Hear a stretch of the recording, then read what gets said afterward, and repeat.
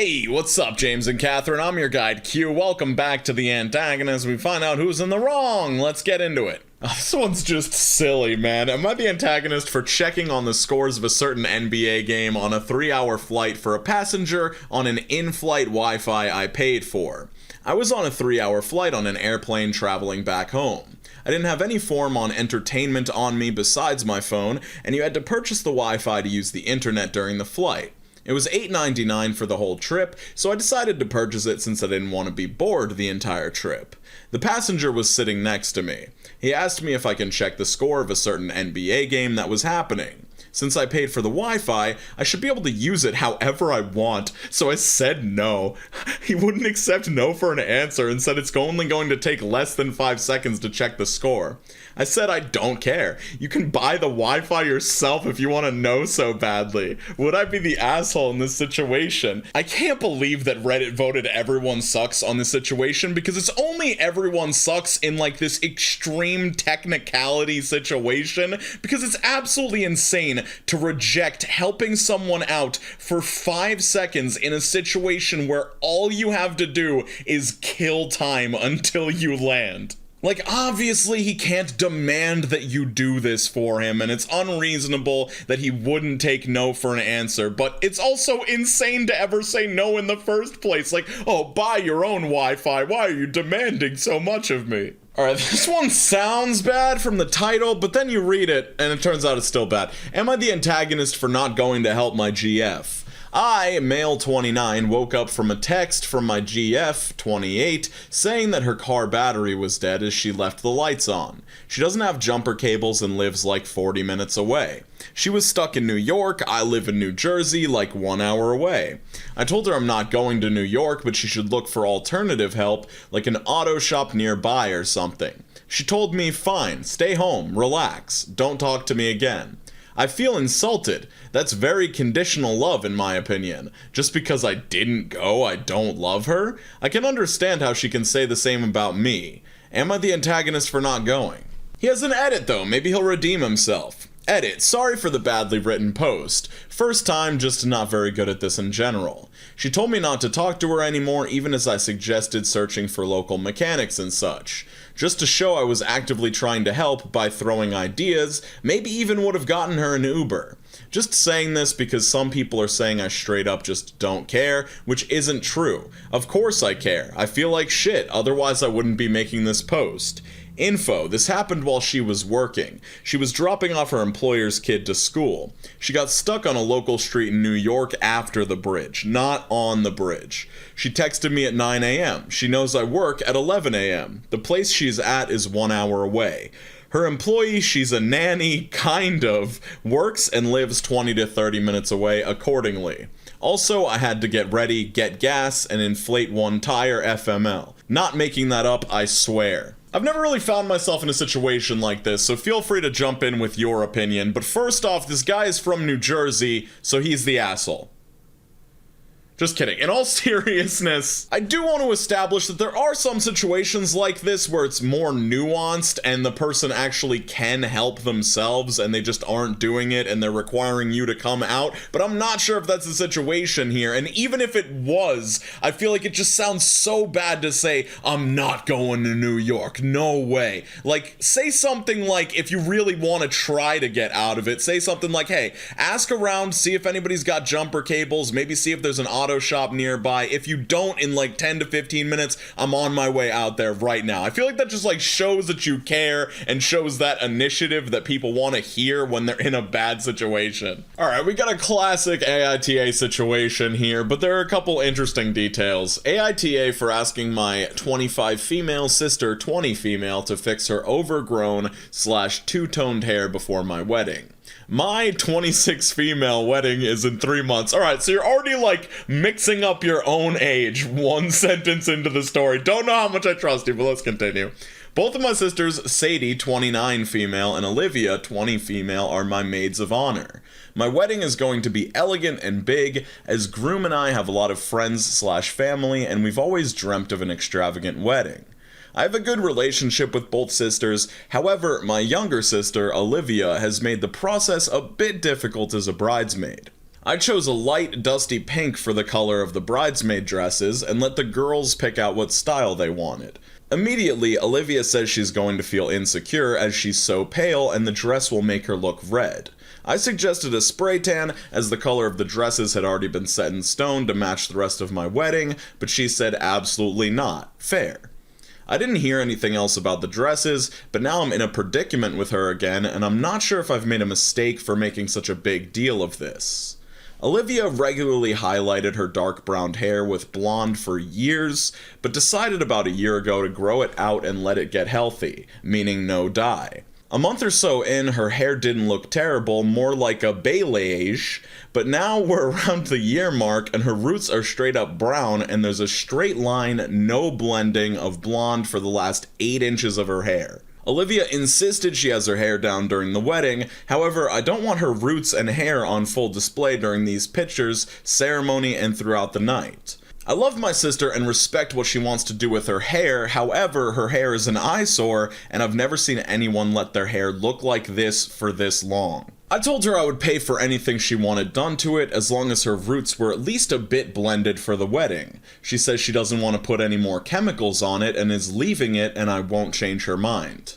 I told my hairdresser about Olivia's point of view, we go to the same hairdresser, and she told me that there are plenty of things she can do for that can make her hair look blended and still be healthy. Olivia still refuses despite me offering to pay and telling her our hairdresser said she could make subtle changes and preserve her hair.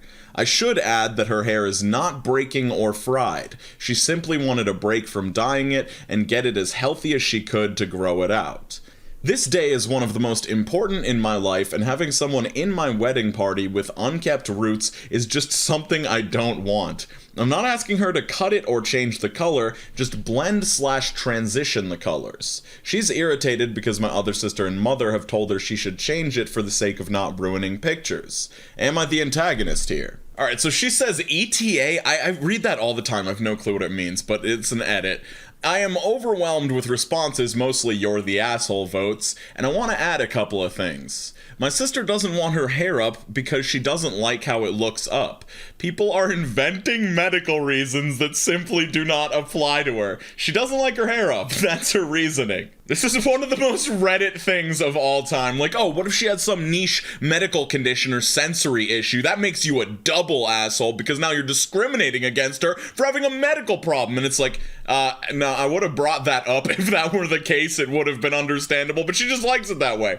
Anyway, her dress color was made a big deal of until I suggested she get a spray tan because I'm not changing the colors of my wedding this close to it. I don't have enough characters to add in every detail of this fiasco, but it is dropped now. Photoshop is a great solution, except she'll be in every picture of the wedding party. That is so time-consuming for the photographer that it isn't realistic. I don't expect her to dye her hair completely and put bleach on it again, I just asked her to let her stylist do anything she could to blend the roots. Stylist said she could easily do a gloss with non-permanent dye and then a hair treatment to ensure her hair is still healthy. Sister won't go for it still, and to answer the question, no, sister does not get her hair trimmed. She is trying to grow it out while not taking the right steps to do so. I feel like I'm out of options as everything I've suggested to compromise with her, she says no. It's a big deal to me that her hair doesn't look like a Halloween costume while I'm spending so much time and money for this event. Alright, so I definitely need the input of anybody who's been married, planned a wedding, been part of a wedding party, because I don't know if I'm ever gonna get married. If I do, I'm gonna try and make it as inexpensive and non-extravagant as I can get away with, so it's really hard for me to put myself in this woman's shoes. I feel like if something like this happened at my wedding and somebody wanted to do something weird with their hair, I'd be like, yo, go for it, bro. Who cares? Someday we're gonna look back at these pictures when we're old as shit and be like, oh, look at your hair, we were crazy, we were young then, it was a fun time. Like, I wouldn't be thinking, oh, this is gonna ruin what my wedding looked like forever, it was supposed to be perfect. But like, I'm not the sort of person that would get upset at this, so let me know your opinion, your thoughts, your feelings, because I'm probably not the guy to ask who's in the right here. There have been a few stories where I've gotten a lot of disagreement from you guys in the comments, and I feel like this is gonna be one of them. I just get this sense, I feel like I've been here before. Am I the antagonist for waking up my boyfriend to surprise him? I'm sorry in advance if I make any written mistakes, English is not my first language. My boyfriend, male 30, and I, female 33, celebrate our 4-year anniversary this month. As the official day falls on a weekday, we decided that we would do something on the weekend. As we both work from home and we don't live together, I wanted to surprise him in the morning of the official date and bring him a little breakfast, a plant, he loves plants, and a box of chocolate. I arrived at his place around 9, knocked on the door, and he took a little while to open, so I assumed he was still asleep. He opened the door with a frown on his face, so I immediately apologized for waking him up, and I told him I just bought a few gifts for him for our 4-year anniversary. He just said okay, visibly very upset, and walked away to his bedroom, letting me stand here with the gifts in my hand. I was kind of shocked that he reacted that way, so I put the things I bought him on the kitchen table and was about to leave. But then I heard some noise in his bedroom and he got back with pants on. I thought he was going to hug me or something, but he proceeded to feed his cat and go to the bathroom while I was waiting at the door. I was kind of sad of his reaction and started to cry because I was only expecting a little joy from him. He exhaled and told me, "What?" I responded that I was sad and he seemed annoyed by my presence and that I hoped it would at least make him a little happy that I brought him something for our anniversary. He told me sarcastically that he was sorry that he didn't meet my expectations and that I can't expect him to be happy to see me because I woke him up and he didn't sleep well. To be honest, I was not expecting a big celebration from him or even a gift on his part. All I wanted was a hug, a kiss, a thank you, the bare minimum, which didn't happen. We didn't even get to have a nice breakfast together because I was in such a bad mood after that, I left his place. So, am I the antagonist for waking him up to surprise him? Edit. Thank you all for your input. It gave me a lot to think about. I'll try my best to answer all of your questions. 1. His sleep schedule. He wakes up when he wants as he's a freelancer. He has in fact a history of insomnia which he's currently working on. The days prior to my visit, he told me that he had a regular sleep cycle again and would wake up around 8 or 9, which is why I didn't consider 9 to be too early at the time. But I didn't mention that my first intention was to put the presents in his mailbox and text him.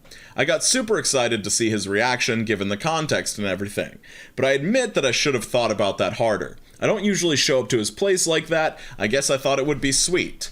2. Does he usually like surprises? Yes. 3. Keys to his place. I used to have them, but he asked for them back after having his cat that he got after his grandmother went to a retirement home. His mom comes and takes care of the cat when he's not home, and that's why I don't have them anymore. People seem concerned and think it's weird he didn't make another copy, but I don't see it that way. We didn't think about it, and I don't see this as a red flag. 4. He's cheating. Sorry if I gave any hints like that, but the noise was him drinking water, making his bed, and putting his pants on. I trust him. As for the update, we talked about it and both agreed we were both a little bit the asshole. I apologized for waking him up after a bad night and getting upset at his reaction. He apologized for making me feel rejected, said that it would have been different if he had slept well, and that he was touched by the gesture. I have some strong feelings on this one, guys, I'm not gonna lie, so bless me with your opinion, but I do want to establish right off the bat that he did apologize. He says he was touched by the gesture. Everybody made up at the end of the day. However, the reality of the situation still happened, and I don't know, I just feel strongly about these sorts of things. If I was the boyfriend in the situation and I did this, I would feel bad about it for a very long time. Somebody tried to do a nice gesture for you on your shared anniversary, and you could not snap yourself the fuck out of that sleepy moment to show them that you appreciate it. Like, that's just insane to me. I know people have like temporary debuffs like headaches or sleepiness or whatever, and those are real and valid, but as a society, we should kind of get over those things to like show somebody that we appreciate what they've done. I don't know, this is just a value that I hold very close to my heart. I think that if you want people to ever do nice things for you, you gotta show them that you care when they do, and yeah. And now I'm literally just arguing with hypothetical commenters that might come through, but I really want you to imagine yourself in this situation. Like, the girlfriend comes through, she's all excited to do this nice thing for you. She has no idea that anything's wrong because she expected you to wake up around 8 or 9, had no idea that you slept poorly, and then she opens the door, she's like, oh, he's just gonna love this, and then he's upset and tired, and the smile just fades from her face slowly as she realizes that this nice thing that she tried to do to is now annoying and inconveniencing her boyfriend. Like, I really want you to put yourself in that situation and then say, like, is she the asshole? On top, I've got a video reviewing Reddit's Stalker subreddit, and on the bottom I have me reviewing some 15-second horror movies that are hilariously bad and good. Hope everybody's doing well. Channel numbers on the left. Skate on to the best of your abilities. Make sure you're drinking a lot of water, and I'll see you super soon. Peace out, Cub Scouts.